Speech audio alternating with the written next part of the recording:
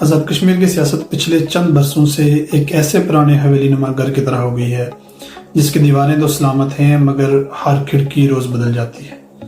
گھر باہر سے شاندار لگتا ہے مگر اندر قدم رکھو تو احساس ہوتا ہے یہاں اقتدار کی ہوا اتنی تیز چلتی ہے کہ پردے بھی اپنے مالک نہیں بچھاتے۔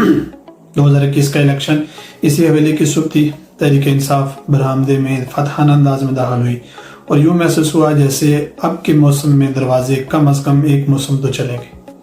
پہلا وزیر اعظم قیوم نیازی اس حویلی کی نئی کھڑکی سمجھا گیا، جسے لگانے والوں نے دعویٰ کیا تھا کہ یہ پائیدار ہے، یہ مضبوط ہے، یہ ہوا بھی برداشت کرے گا، مگر چند ہی ہفتوں میں پتہ چلا کہ یہ کھڑکی تو پہلی ہی آندھی میں چرچرانے لگی۔ یوں سے اتنی ہی بے رحمی سے اتارا گیا جیسے گھر کی پرانی کیلیں شور بہت کرتی ہیں کام کم۔ بیرسٹر سلطان محمد چودھری کا کردار بھی عجیب تھا۔ وہ اس حویلی کے بڑے کمروں میں سے ایک تھے جہاں کبھی روشنی آتی تھی کبھی اندھیرا۔ ان کے ساتھ سلوک کچھ ایسا ہوا جیسے پرانے مکینوں کے ساتھ ہوتا ہے۔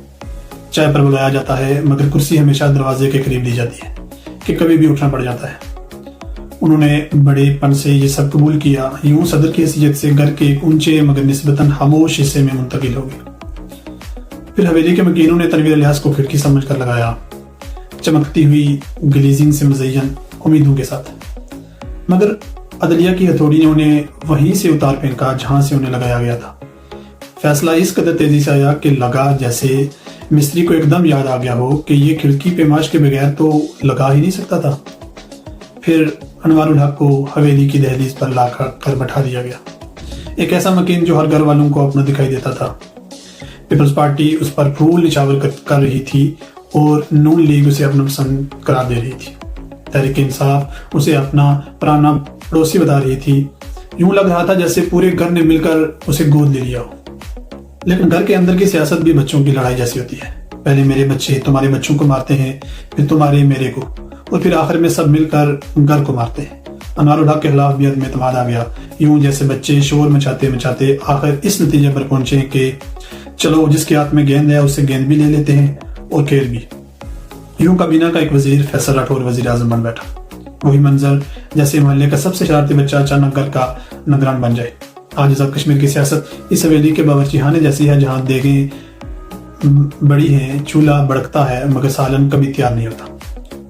ہر پارٹی چمچ پکڑ کر اسے ہلاتی ہے مگر کوئی ڈھکن بند نہیں رہنے دیتا۔ تلخی بڑھتی ہے، مزہ پیدا ہوتا ہے اور نتیجہ وہی رہتا ہے، خالی دیگ، دو ٹکڑوں میں ٹوٹی ہوئی پلیٹ اور جلسا ہوا چولہا۔ سیاسی جماعتیں آج بھی دعویٰ کرتی ہیں کہ وہ عوام کی ہے، مگر عوام کی حالت اس گھر کے سب سے چھوٹے بچے جیسی ہے جو لڑائی دیکھ کر بس یہ پوچھتا ہے امی یہ سب کیا ہو رہا ہے۔ اب اگلے سال کے الیکشن آ رہے ہیں مگر حویلی کی حالت دیکھ کر مشورہ یہی بنتا ہے کہ پیسے، جلسے، پوسٹر، نعرے سب چھوڑ دیں، بس گلی سے گزرتا ہوا کوئی بھی شریف آدمی پکڑیں، گھر جھاڑیں اور کہہ دیں آؤ میاں تم ہی وزیر اعظم بن جاؤ، کیونکہ یہاں کھڑکیاں بدلنے کی رفتار اتنی تیز ہے کہ کوئی نہ کوئی تو روز بدلنا ہی ہے۔